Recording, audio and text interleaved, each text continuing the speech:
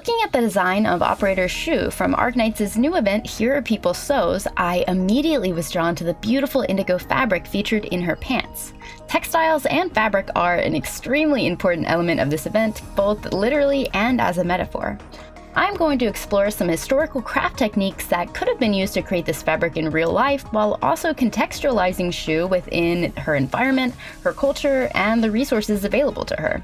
I will also create a fabric sample to show the concept of layered resist dyeing in the style of Shu's design. This video is intended for all viewers, regardless of your familiarity with craft techniques or Arknights. The fabric featured in Shu's pants is reminiscent of traditional resist dye techniques. Resist is a technique for crafts such as painting or dyeing, where a resist medium is applied in some kind of pattern before color is applied, filling in color everywhere other than where the resist medium is. This can be repeated multiple times with the same or different colors, creating complex designs. The resist medium is often removed at the end, revealing the final pattern. You may be familiar with wax being commonly used as a resist medium, as is the case with Pasenki eggs or batik fabric. One of the fascinating things about Arknight's world building is how it blends traditional technology with futuristic technology and creates a fantasy world while also drawing inspiration from real-world places and history. Shu is from the fictional Arknight's country of Yan, which takes a lot of inspiration from historic mainland China, in particular the Tang Dynasty. I would like to highlight the traditional techniques of Yuuzhen, Katazome, and Nankin, which would have made sense to use some variation of in creating this fabric given Shu's cultural background and connection to agriculture. A resist paste made primarily of rice was used in the traditional Japanese methods of fabric dyeing called katazome and yuuzhen. The katazome method applied rice paste through stencils to make repeating designs, while for yuuzhen the rice paste could be applied freehand.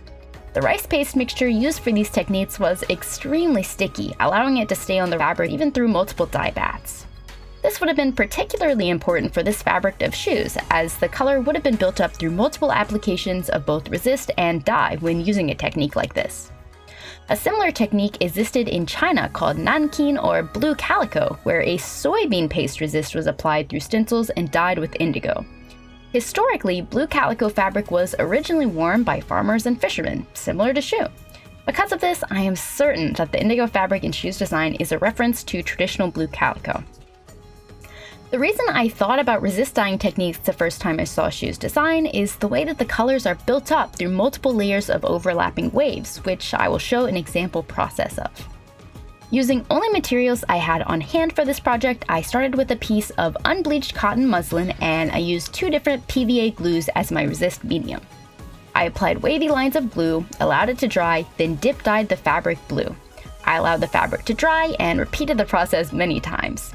If you ever intend to use PVA glue as a resist medium for fabric dye, make sure you allow the glue 24 hours to dry before dyeing, as otherwise the dye bath can make the glue tacky again and cause the fabric to stick to itself. The process of making the sample piece was fully experimentation, and I am doing a lot of things I would not recommend when dyeing normally, such as dyeing the fabric while dry and in a relatively small dye bath. Do not use this video as a reference for normal dyeing techniques.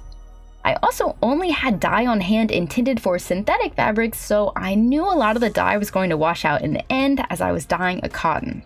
Unfortunately, I also had to do my dye bath cold as I did not want to dissolve the glue resist before I was finished. Every time the resist medium is applied in a new layer, it will be locking in the color underneath it while the rest of the fabric absorbs additional dye. This allows different tones of the wave design to be in the final fabric. After doing enough rounds of dyeing, I washed out the excess dye and rubbed away the glue resist. I did know a lot of the dye would wash out since, again, it was not intended for cotton or for dyeing cold, but the proof of concept is still there and I think it was a really fun experiment. If I were making this to be accurate to the world and design, I expect this fabric from Shu's pants panel would likely be a silk satin weave, and I think it would be dyed with indigo given the historical context of blue calico. I hope you learned something from this concept exploration, and I hope it inspires you to consider a historical context in designs and maybe even try a new craft. Thank you so much for watching!